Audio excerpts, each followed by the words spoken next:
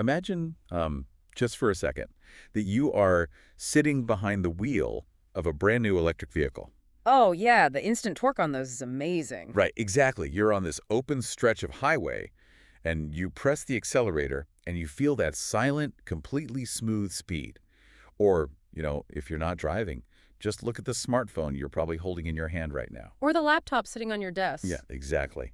These devices, they feel like magic, right? Uh, They're the absolute cutting edge of our 21st century technology. they really are. But the reality is they're entirely dependent on some very old school, very physical materials.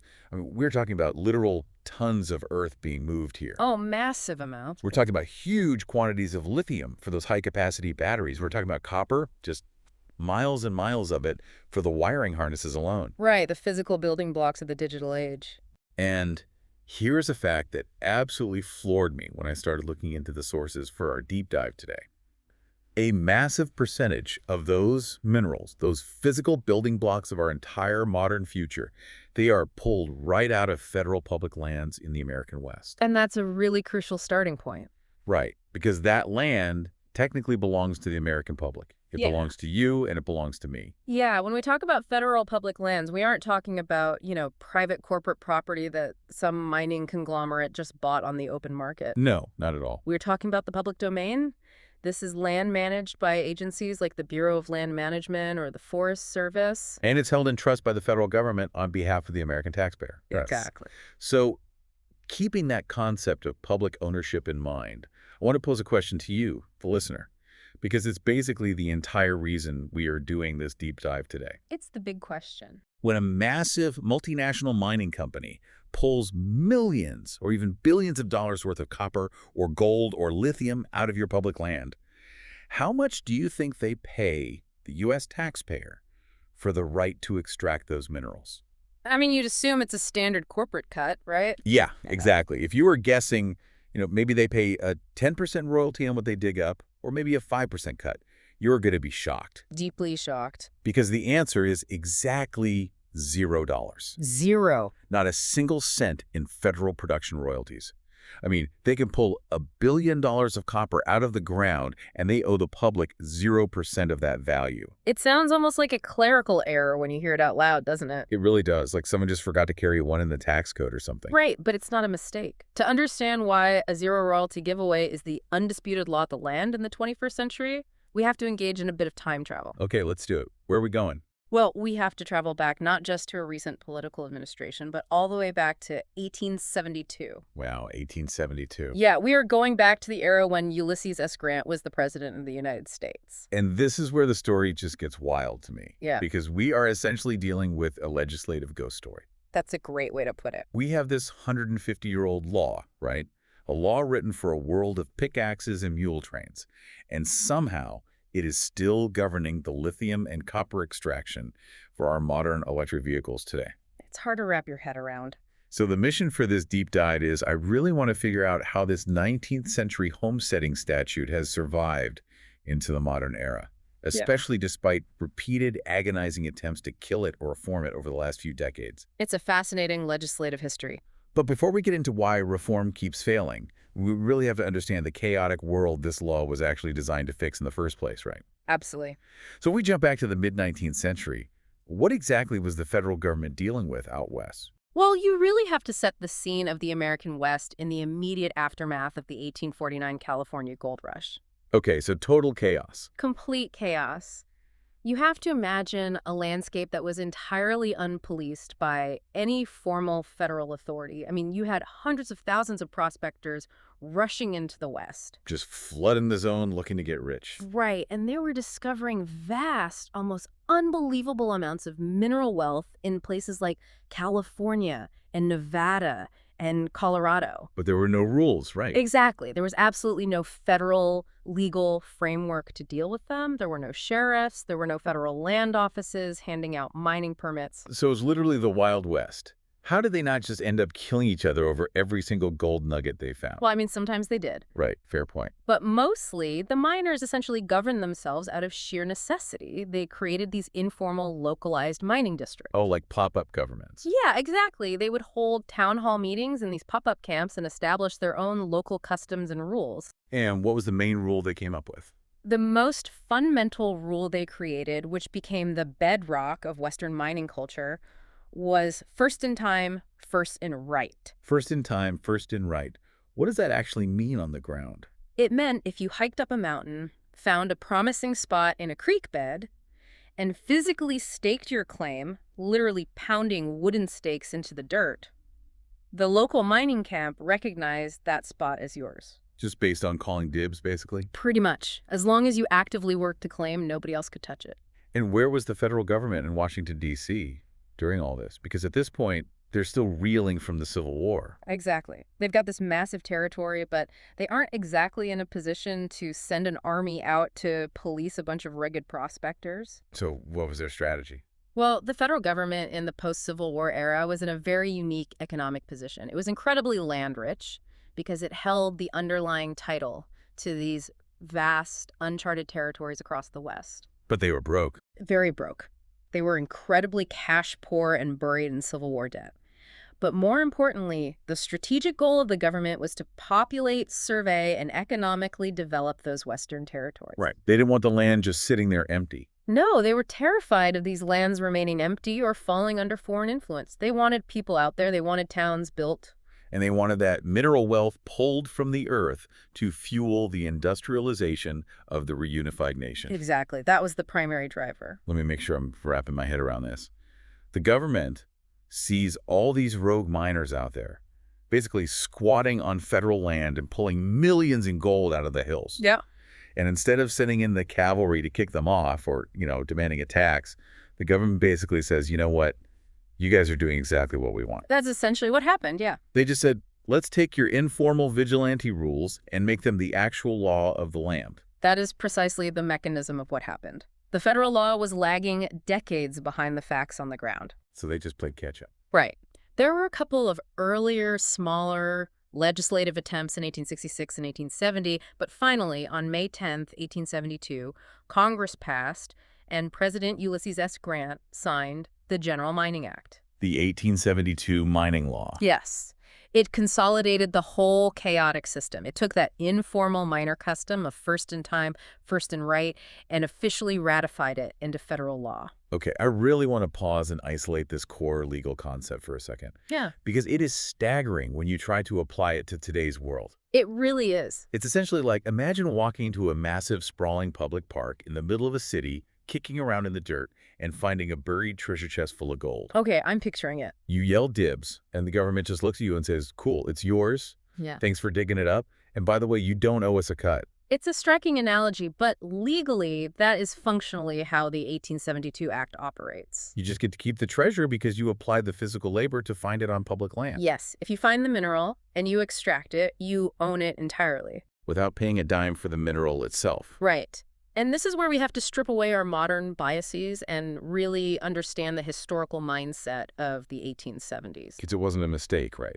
No, the lack of a royalty payment to the government wasn't some kind of legislative oversight. It wasn't a loophole that clever corporate lawyers found decades later. It was done on purpose. Giving the resource away for free was the intended feature of the law, not a bug. Wow. In 1872, the primary policy instrument of the federal government was to transfer the public domain into private hands as quickly as possible to spur development. Right, because they just wanted the West settled. Exactly. This was the exact same era as the Homestead Act, which gave away 160 acres of land for free to anyone willing to farm it. Oh, sure. The pioneer days. And it was the same era as the massive federal land grants given to the railroad companies to build the Transcontinental Railroad. So they really weren't thinking of the government as a business that needed to maximize profit from its land assets. Not at all. They viewed the land itself as totally worthless until a private citizen did something with it. That's such a wild mindset shift from today. Precisely. Nobody in Congress in 1872 was conceptualizing lithium for car batteries or the global commodities market for copper. No, they're thinking about guys with pickaxes. Right. And they certainly weren't thinking about the multi-generational cost of cleaning up poison watersheds.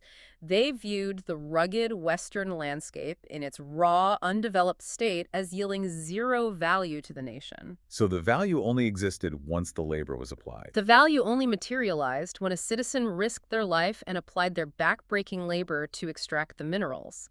Therefore, the prevailing logic was that the just reward for that labor was keeping the full, untaxed value of whatever they found. Okay, so we have this 1872 law that says if you find minerals, you can stake a claim, dig them up, and pay absolutely no royalty to the public. That's the baseline, yes. Now, you, the listener, might assume, hearing all this, that all extraction on public land works this way, that anyone drilling or digging for anything just gets a free pass.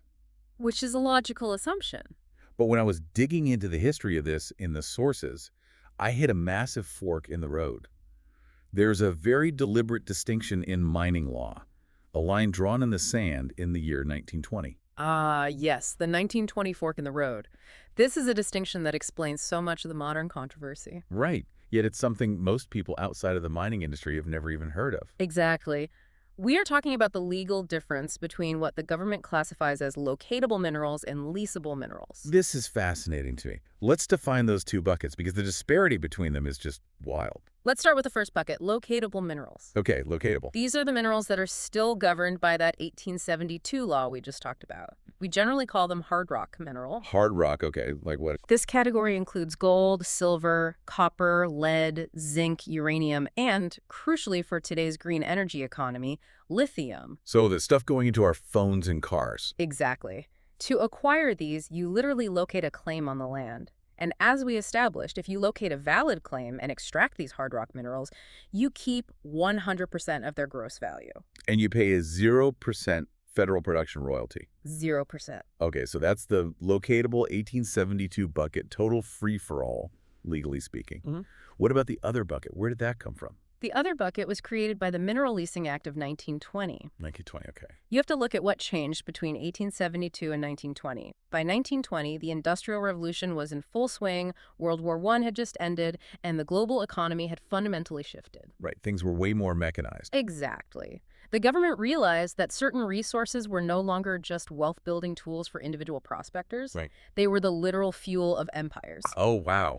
The fuel of empire. Yeah, they were far too strategically important and far too commercially valuable to just give away for free under an old homesteading concept. So Congress stepped in. They did. Congress passed a law that deliberately pulled a specific group of minerals out of the 1872 free claim system entirely. These became the leasable minerals. So by 1920, the government realizes things like coal and oil are basically the lifeblood of the new global economy, and they can't just give them away. Exactly. What exactly went into that leasable bucket? Primarily energy and fertilizer minerals. So we are talking about coal, oil, natural gas, phosphates, sodium, and potassium. Okay, so energy stuff mostly. Right. For these specific leasable minerals, the government said, no more first-in-time, first-in-right freebies. Instead, the federal government explicitly retains the title to the land and the resource itself. They hold on to ownership. Yes. They lease you the right to extract the resource for a set period of time, and in exchange, they collect a strict percentage royalty on what you produce. And the contrast in the numbers here is just staggering. When you look at the Congressional Research Service reports on this, under that 1920 law, an oil and gas operation on federal land has historically paid an 8 to 12.5% royalty to the public on the gross value of what they pump. Right. And if you're surface mining for coal, you pay 12.5%. Underground coal mining pays 8%. That's standard practice. So I have to ask a targeted question here because this is where the logic seems to completely break down for me. If a company is stripping coal on federal land, they pay the public a cut for every single ton they remove. Yes, they do. But if another company is pulling $1 billion of copper out of the ground on the very next ridge over, literally sharing a fence line on the exact same federal land, but operating under the 1872 law, they pay absolutely nothing. That is correct. How on earth did Congress fix energy minerals in 1920 but just, leave gold and copper alone? That is the multi-billion-dollar question, honestly. If we look at the mechanics of policymaking, this situation is a classic example of political inertia. Political inertia, meaning it was just too hard to change. Exactly. Hard rock mining simply sits on the wrong side of a legal boundary drawn a century ago. The 1920 Congress made a deliberate policy choice that the public deserved a cut of the wealth generated by energy minerals because those minerals were driving the modern economy. Right, but copper was driving it too with electrification. It was. But the hard rock mining lobby, even back in 1920, was incredibly powerful. They were deeply entrenched in Western state politics. So they just fought it off. They did. The political will in Congress to fight the copper and gold barons just wasn't there, so hard rock minerals were left untouched. They were grandfathered into a 19th century paradigm while the rest of the extractive industries were forced into the 20th century. And they've just stayed there ever since. Right. The hard rock industry has successfully defended that legal boundary ever since 1920. Every single gold, copper, and lithium operation on federal land today is benefiting from a line drawn over 100 years ago and never updated. Wait, hold on. Let me make sure I'm not missing some hidden fee here because it just sounds too crazy. Does a hard rock mining company pay literally nothing to the federal government? Well, not quite nothing. Surely there are some administrative costs or permitting fees. They can't just walk onto the land for free, right? To be perfectly accurate, they do pay a fee, but it is vital to understand the mechanics of what that fee actually is because it is very often conflated with a royalty. Okay, what's the fee? Since 1993, Congress instituted an annual claim maintenance fee paid to the Bureau of Land Management, or the BLM. A maintenance fee? Yes. This is a fee that companies pay simply to hold on to their unpatented mining claims and keep them active in the government registry. Like a paperwork fee? Exactly.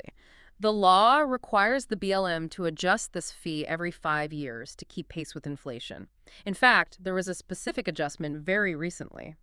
For the assessment year beginning September 1st, 2024, the BLM raised the annual maintenance fee from $165 to $200 per claim. Okay, $200. Yeah. But a single 20-acre claim could sit on top of millions of dollars of lithium. Exactly. And this raises an important point of distinction. That $200 is just an administrative fee to hold the claim to keep the paperwork active in the BLM office. It's not a royalty. It is not a royalty. It has absolutely no relationship to the volume or the value of the massive wealth being extracted from the claim. It's like the difference between paying a flat $20 parking ticket versus paying a 10% tax on the total value of your car. That's a perfect analogy. You could pull $50 million of gold out of a claim in a single year, and your payment to the federal government for the minerals is still just that $200 maintenance fee. That is just wild. So, the zero royalty loophole is shocking enough on its own. But as I was reading the actual text of the 1872 law in our sources, I realized it originally allowed something even wilder. Oh, yeah. Something that sounds straight out of a satirical novel about government incompetence. And this specific provision is the catalyst that finally forced Congress's hand in the 1990s. You are talking about the patenting provision. Yes, the patenting provision. Walk me through the mechanics of how this worked, because when I read this, I had to read it twice to make sure I wasn't misunderstanding the legal jargon. It's hard to believe it was real. Under the General Mining Act of 1872, you didn't just have the right to extract the minerals for free while leaving the land in federal hands. Right. If you could prove to the government that you had a valid claim with a valuable mineral deposit, meaning you had actually discovered something worth mining, you could petition the federal government to buy the land outright. Buy the public land. Yes. You could completely sever it from the public domain, take the title, and make it your own private corporate property forever. This legal process was called patenting a claim. And the price. How did the government determine the fair market value of land sitting on top of a gold mine? They didn't determine the fair market value. The price was explicitly set by the 1872 statute. It was hard-coded into the law, and it never changed for over a century. It never adjusted for inflation. Nope. For a placer claim, which generally refers to loose minerals in sand or gravel, like panning for gold in a riverbed, you could buy the land for $2.50 an acre. $2.50. And for a lode claim, which is a vein of minerals deeply embedded in solid rock, you could buy the land for $5 an acre. $5 an acre. For land containing literal veins of gold or copper, I mean, even adjusted for inflation from 1872, that is absurd. It's completely absurd. And by the 1980s and early 1990s, the optics of this became politically disastrous. I can imagine. Mining technology had advanced to the point where companies were locating massive deep earth deposits. Companies and speculators were patenting tracts of incredibly valuable public land for trivial sums, completely legally, under the strict letter of the law. There's a case from 1994 that just blew my mind when I was looking into this because it is the absolute poster child for the absurdity of the patenting system. I know exactly which one you mean. It's the Barrick incident. Let's talk about the math on this because it's staggering. It really is. Barrick is a major Canadian mining company. In 1994, they utilized this 1872 law to patent roughly 1,800 acres of public land in Nevada. Yes. They went to the government, proved they had a valid load claim, and paid the federal government, based on those static 1872 prices, about $9,000 total. Yeah. $9,000 for 1,800 acres. And the gold deposit sitting underneath that land was later valued in the billions of dollars. Billions. It is the ultimate, undeniable example of the public losing out under this framework. Bruce Babbitt, who was the Secretary of the Interior at the time, called it the biggest heist since the days of Butch Cassidy. I mean, he's not wrong. A foreign corporation acquired a multi-billion-dollar domestic resource and the permanent title to the land for less than the price of a used Honda Civic. And the government was legally forced to sign the deed over. They had no choice under the law. Now, here's where it gets really interesting and where the legislative ghost story we talked about really begins. Right. Because you'd think giving away billions of dollars in gold for pocket change would make Congress instantly convene, strike the gavel, and repeal the 1872 law entirely. You would certainly think so. You'd think the Barrick incident would be the absolute end of it. It's indefensible. But they didn't repeal the law, did they? No, they didn't. And this is where we enter the bizarre legislative reality of how mining law actually operates today and just how difficult it is to change. What happened? Congress, even in the face of the Barrick outrage in 1994, could not muster the political votes to actually amend or repeal the 1872 statute itself. Why not? The mining lobby and the bloc of Western senators were simply too structurally strong to allow a permanent change to the law. So the reformers in Congress, instead of fixing the law permanently, had to find a back door. A back door. What did they do? On October 1st, 1994, Congress attached what is known as a patent moratorium to an annual Interior Appropriations Bill. An appropriations bill, meaning a budget bill. Precisely. They attached a legislative rider to the budget that basically said, we acknowledge the 1872 law still says you can buy the land for $5 an acre, but we forbid the Bureau of Land Management from spending a single cent of their federal budget to process any new patent applications. Oh, wow. I want to make sure I understand the mechanics of this because it sounds incredibly flimsy. It is very flimsy. It's like if a landlord can't legally evict a tenant because of a strong lease agreement, so the landlord just refuses to pay the electric bill for the leasing office. Yeah. Meaning the staff can never turn on their computers to process the tenant's renewal paperwork.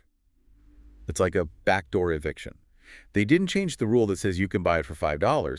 They just took away the agency's budget to process the paperwork. That is a brilliant analogy. It is exactly a backdoor mechanism. They starved the mechanism of funding rather than changing the underlying legal right. But wait, if it's on a budget bill? Here's the critical catch, the reason this is so fragile.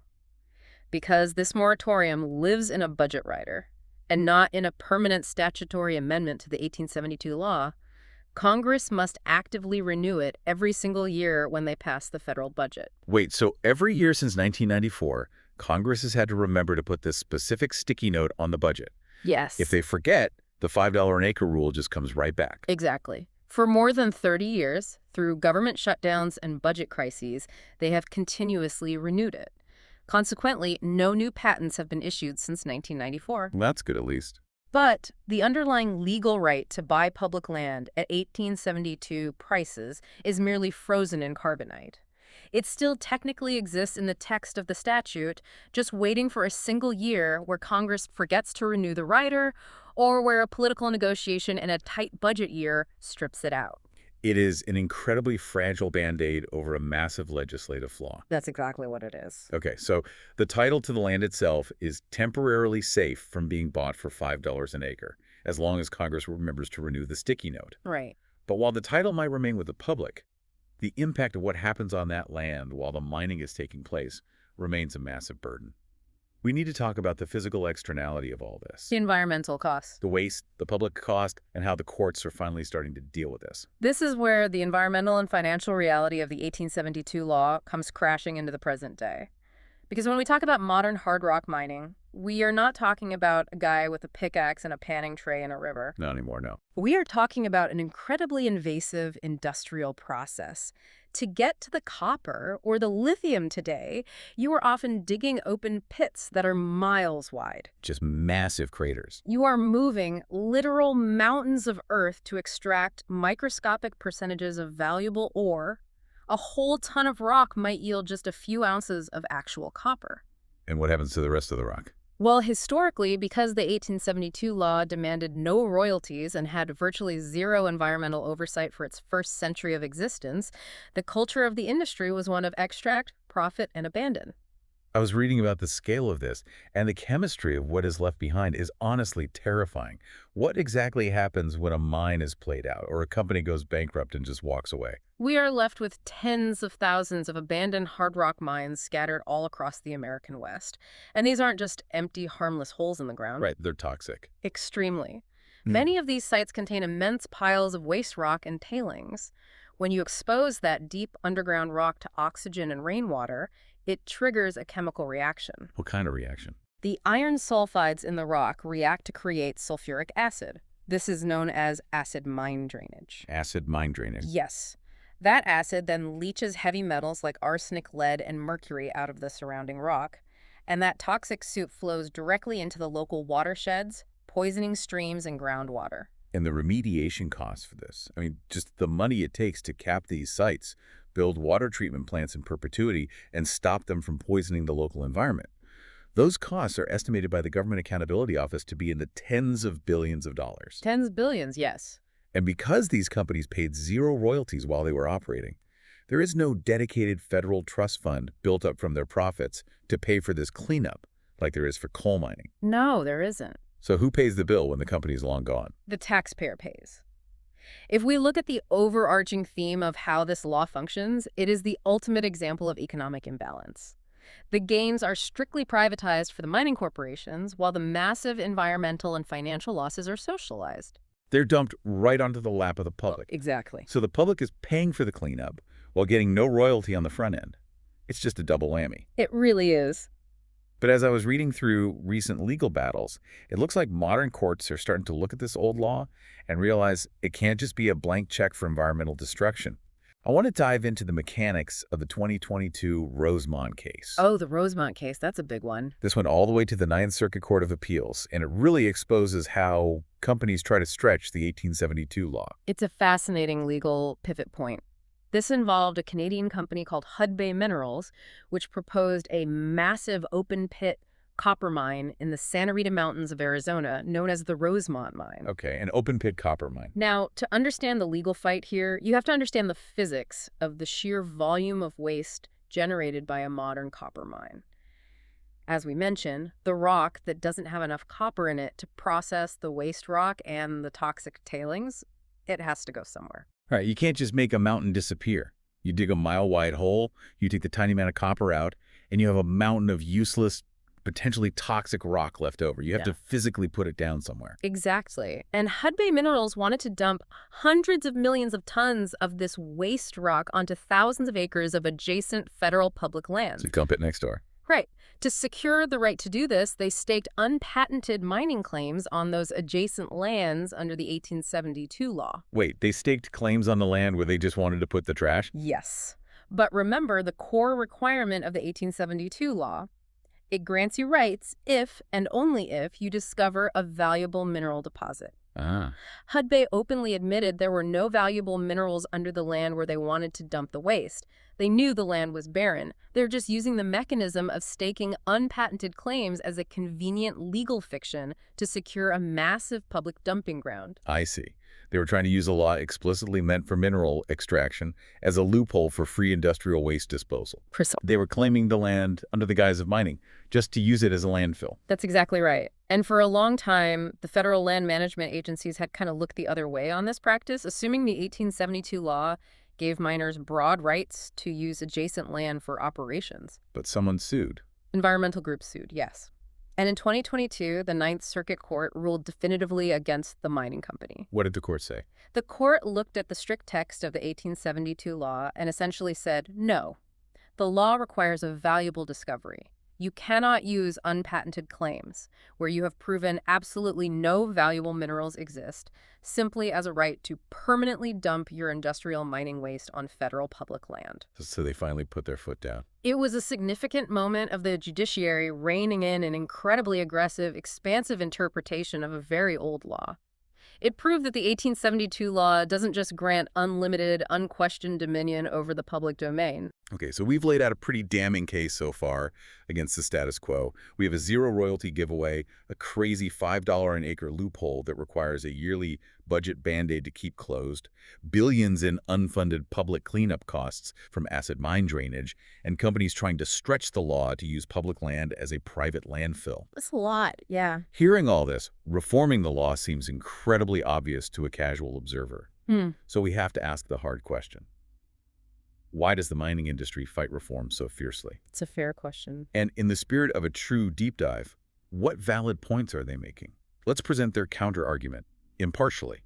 Because when you look at the economics, it is not a frivolous argument they are making. It is absolutely essential to understand the industry's perspective and the raw economics of what they do if we really want to understand why this law has survived for 150 years. So what's their defense? The defense of the status quo rests on a few core pillars. First and foremost is the financial reality of modern mining. Mining is incredibly, almost incomprehensibly capital intensive. Let's walk through that timeline. If a company wants to start a new copper mine today, in 2026, what does that actually look like on the ground? It's not just showing up with a backhoe, right? Not at all. It is a grueling, decades-long process. A mining company might spend 10 to 15 years and hundreds of millions of dollars just in the exploration and permitting phases before they even know if a site is economically viable to mine. Wow. 10 to 15 years before a dime is made. Easily. They are flying aerial surveys, they are drilling deep core samples to map the ore body underground, they are doing incredibly complex geological modeling. And that's just to find it. Right. Then they have to run years of environmental impact studies to satisfy modern laws like the National Environmental Policy Act. They are risking massive amounts of upfront capital with zero guarantee of a return. A slight dip in global copper prices could make the whole project unprofitable overnight. And their argument is that the 1872 law, specifically the way it grants property rights, provides the necessary protection for that massive front-loaded risk. Yes, exactly. They argue that the 1872 law provides what they call claim security. Claim security. That old 1872 principle of first in time, first in right offers an ironclad, durable property right. The mining companies argue they need the absolute certainty that if they invest $500 million in exploring and permitting a mountain and they actually find something, the government isn't going to suddenly change the rules. Like revoke the claim or hike up the taxes? Right. They need to know the government won't impose a crippling new royalty rate that prices them out of profitability. The legal certainty of those property rights is the bedrock that allows them to go to a bank and secure the billions of dollars needed to actually build the mine. Okay, I understand the need for certainty. That makes business sense. But what about the royalty piece specifically? That's the sticking point. Because when reformers say, hey, we aren't taking away your claim, just pay a 5 or 8% royalty like the coal and oil guys have done for a century, the industry often brings up the flight of capital debate. They do, yes. They argue that stricter royalties will push mining operations overseas. But I have to offer a skeptical pushback here because the physics just don't make sense to me. Oh, so? Ore bodies are physical realities. They are exactly where they are geographically located. You can't just pack up a mountain of copper in Arizona and move it to a country with looser tax laws. Right. So how real is this threat of moving overseas? It's a great question, and it's the exact friction point that critics of the industry always raise. But the industry's counter-argument requires us to look at how global finance works. Okay. They agree that the ore itself is immobile, but capital is highly mobile. The money moves. Exactly. The investment dollars required to build the mine can go literally anywhere in the world with the click of a button. If the United States imposes an 8% gross royalty on top of the already stringent, decade-long environmental permitting processes we have, an international mining conglomerate might look at their spreadsheet and make a ruthless calculation. And what do they say? They might say, the profit margins are simply too thin in America now. We are going to take our $2 billion of investment capital and deploy it in a jurisdiction with more financial certainty, lower taxes, and faster permitting, like certain parts of South America or Africa. So the ore stays buried in the U.S., but the extraction, the high-paying jobs, and the critical supply chain move abroad, That is their argument, yes. which leads perfectly into their strongest, most modern argument. We are not just talking about gold for jewelry anymore, where it's a luxury good. We are talking about critical minerals and national security. The national security angle is huge. The lithium, the copper, the rare earth elements. This is the argument that has fundamentally changed the debate in the last 10 years. If we connect this back to the green energy transition we talked about at the start of this deep dive, the electric vehicles, the wind turbines, the massive grid-scale solar panels, they require astronomical amounts of domestic copper, lithium, nickel, cobalt, and rare earth elements. They can't function without them. Furthermore, our modern defense technology, everything from fighter jets to missile guidance systems, and our entire consumer electronics sector are entirely dependent on these same materials. And right now, we aren't exactly self-sufficient in that department, are we? If we need a mountain of lithium tomorrow, where is it coming from? We are highly dependent on foreign sources. The United States currently imports a massive share of these critical minerals, often from countries with, let's say, complex and sometimes adversarial geopolitical relationships with us. Most notably China. Most notably China, yes. Over the past few decades, China has strategically spent billions cornering the global market not just on the mining, but on the processing and refining of many critical minerals and rare earth elements. So the domestic mining industry looks at that vulnerability, looks at the tension with China, and says the 1872 law is actually our greatest national asset right now. Exactly. The industry and many sympathetic policymakers in Washington argue that the 1872 framework, despite its historical quirks and lack of royalties, is the exact economic engine that enables and incentivizes domestic production. They see it as an incentive program. Right. They argue that if we want to secure our own supply chains, if we want to build our own EVs and reduce our dependence on foreign adversaries, we need to incentivize domestic mining as much as possible, not penalize it. So adding a royalty is seen as a penalty. They view adding 8% royalties or creating new regulatory hurdles as actively undercutting our national security and our climate goals. They essentially frame it as a binary choice. Which is? You can have zero royalties and secure domestic supply, or you can tax us, drive investment overseas, and be dependent on China. Pick one. Wow. Okay, so that is the immense tension at play here. That exact tension between the public's very real right to fair compensation and environmental protection on one side, and the strategic, desperate need for critical minerals and secure investment on the other is exactly why reform bills keep entering the legislative process, only to mysteriously disappear. It is a cycle that has repeated for decades. Let's talk about the ghost story of legislative reform, and specifically the 2025 push that is currently unfolding. The history of trying to reform the General Mining Act of 1872 is basically a graveyard of good intentions. Legal scholars have called it one of the most successful, prolonged resistances to reform in American statutory history. I mean, if it's been around since 1872, that's saying something. If we look at the decades-long pattern stretching back to the 1990s, the legislative cycle plays out the exact same way almost every single time. I saw specific names coming up again and again in the congressional records when I was reading. Representatives like Nick Rahal back in the day, and more recently Raul Grijalva from Arizona. Yes. Representative Grijalva in particular made this his life's legislative work. The cycle goes like this. These representatives will draft comprehensive hard rock reform bills in the House. And they build a case. Right. They will hold hearings, they will rally public support, they will point to the Barrick patenting outrage where billions were given away for $9,000. They will point to the tens of billions in unfunded cleanup costs from acid mine drainage. They lay out all the facts we just discussed. And they will successfully marshal the votes to pass the reform bill through the House of Representatives. But then the bill goes to the Senate. And then it goes to the Senate, where it invariably dies a quiet death. Why? I really want to understand the mechanics of this. Why does a bill that passes the House, that seems to have public support, always die in the Senate? Does it just get voted down on the floor? Rarely does it even get a floor vote. Really? It just vanishes. It comes down to the fundamental structural design of the United States Senate and the mechanics of the committee system. The Senate gives outsized, disproportionate power to rural Western states. States that have a lot of mining. States that have vast tracts of federal public lands and heavy, historically entrenched mining interests. A senator from Nevada or Arizona or Idaho, regardless of whether they are a Democrat or a Republican, faces immense pressure from the mining industry, which is often a massive employer in their home state. So how do they actually kill the bill without going on the record and voting against the taxpayers? Because that seems like a bad political look. They use the committee structure. If a Western senator chairs the Senate Energy and Natural Resources Committee, for example, they have the unilateral power to simply not put the House-passed bill on the committee schedule. They just bury it in a drawer. They don't have to vote against it, they just ignore it. It never gets a hearing.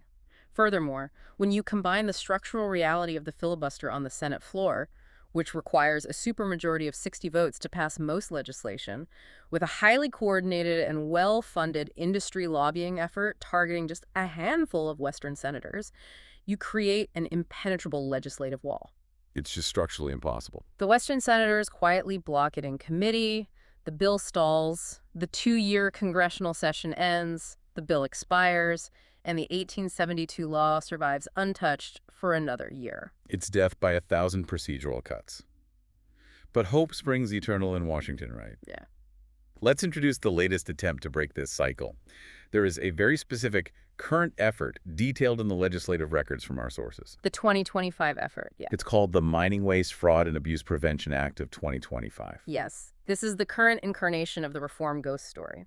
It was introduced in the Senate as S-859 by Senator Ben Ray Lujan, a Democrat from New Mexico, along with a heavy roster of co-sponsors. And there's a House version too, right? And a companion bill, H.R. 1865, was introduced simultaneously in the House.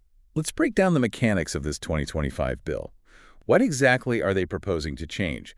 Because it seems to target the exact core issues we've discussed today. The bill has 3 primary structural objectives. First, it would end patenting permanently. Okay, so fixing the $5 an acre thing. Yes. It would take that fragile yearly budget rider we talked about, the backdoor eviction method, and finally write a permanent ban into the actual statutory law. No more buying public land for $5 an acre ever again under any circumstances. Okay, that seems like low-hanging fruit. What about the massive elephant in the room? The zero royalty. Second, it tackles the royalty issue head-on, but with a calculated concession to the industry. It seeks to impose a federal production royalty of between 5% and 8% of gross income on hard rock minerals. 5 to 8%, so somewhat comparable to coal and oil. But crucially, it explicitly states this royalty only applies to new mining operations. New operations only. Existing mines, or projects that already have approved plans of operation, would be grandfathered in and entirely exempt. This is a clear political compromise, an attempt to soften the blow and acknowledge the billions of dollars of capital that companies have already invested under the assumption of the old rules. Okay, so a 5 to 8% cut on new stuff moving forward. And what is the third goal? The third goal addresses the physical externality, the toxic legacy we discussed. The abandoned mines. Right. The bill would create a dedicated hard rock minerals reclamation fund. This fund would be fueled by those new 5 to 8% royalties, and the money would be legally ring-fenced, specifically dedicated to paying for the multi-billion-dollar cleanup of the tens of thousands of abandoned mines leaking acid mine drainage across the country. So, on paper, it looks like a highly rational, comprehensive fix that addresses the giveaways, the royalties, and the cleanup. It covers all the bases. But the context surrounding this specific 2025 push is deeply tragic, and it really affects the political momentum. Representative Raul Grijalva, who, as you mentioned, has been the institutional champion of this reform in the House for decades, introduced H.R. 1865 on March 5, 2025. Yes, he did. And just 9 days later, on March 14, 2025, Representative Grijalva passed away. It is a profound loss for the reform movement. He was the institutional memory, the absolute driving force, and the most knowledgeable voice behind this incredibly niche issue in the House for a very long time. His daughter, Dalita Grijalva, later won his seat in a special election, keeping the family legacy alive. Yeah. But losing that senior committee leadership and his decades of built-up political capital immediately after introducing the bill undeniably blunted its momentum. It really did. Which brings us to assessing the odds today. As of our current time frame in mid-2026, the legislative trackers indicate that these bills, S-1859 and H.R. 1865, remain stalled early in the legislative process. They are sitting in committee, waiting for a hearing. The classic holding pattern, the exact same place where the bills in 1995, 2007, and 2019 all died. So I have to ask you to extrapolate here. Given this 150-year history of failure, given the mechanics of the Senate's stalling tactics, and given the rising, very real panic over securing domestic critical mineral supply chains for EVs and defense, do these 2025 bills face different odds? It's tough to say. Is the national security argument going to be the final nail in the coffin that kills this reform forever? Or are we finally at a breaking point where the environmental costs are too high to ignore? Are these bills just doomed to become another chapter in the ghost story? What's fascinating about the current moment is that the geopolitical landscape has shifted so dramatically that both sides are using the exact same crisis to argue their opposing points. Really? How so? The reformers look at the coming EV boom and argue that because we need more mining for the green energy transition, we urgently need to fix the environmental and financial rules right now before the next massive wave of extraction begins. All right, fix the roof before it rains. Exactly. They argue we simply cannot afford to repeat the toxic mistakes of the past on an even larger scale. But the industry looks at that same EV boom and argues the exact opposite. Because they need the minerals now. Right. Because we need the minerals so desperately right now to compete with China, this is the worst possible time in history to introduce regulatory uncertainty, new taxes, and longer permitting processes. So it's a total clash of priorities based on the same event. Yes. And historically, when push comes to shove in the Senate, the argument for national security and domestic production usually wins out over environmental reform. Without a massive, unforeseen shift in political will, the structural barriers in the Senate suggest that passing a comprehensive gross royalty remains an incredibly steep uphill battle. Okay, let's step back and summarize the bizarre, contradictory reality we've uncovered in this deep dive. You, the listener, started this journey driving a modern electric vehicle completely reliant on cutting-edge battery technology. The peak of modernity. And we have discovered that the legal framework pulling the lithium and copper for that 21st century future out of your public lands is a homesteading statute written in 1872, a law written for a world of prospectors, pickaxes, and a desperate post-Civil War government trying to settle the Wild West by giving away land for free. It is truly wild when you put it like that. We are sitting at an agonizing stalemate. On one side, we have a zero royalty giveaway that privatizes immense corporate wealth and socializes billions in toxic cleanup costs for the taxpayer. On the other side, we have a desperate strategic national need to secure critical domestic resources and prevent foreign monopolies from controlling our future. Both sides have massive stakes. And caught perfectly in the middle is a 2025 reform bill, stalled in committee like all the rest, while a 150-year-old law continues to dictate the terms of our high-tech century. It is a remarkable, deeply American paradox, and it leaves us with a final thought, something essential for you to mull over as we look toward the massive resource demands of the coming decades. What's the thought? If the green energy transition is truly meant to save our planet's future, we have to ask ourselves a very hard, practical question. Can we actually achieve that sustainable future using a legal framework that fundamentally treats the Earth as an infinite, consequence-free giveaway? Wow. If the very laws we rely on to mine the minerals for a sustainable future are themselves inherently unsustainable, what does that mean for the next 150 years of our public land? That is a heavy, incredibly necessary question to sit with. Thank you so much for joining us on this deep dive, for unraveling this legislative ghost story with us, and as always, keep asking the hard questions.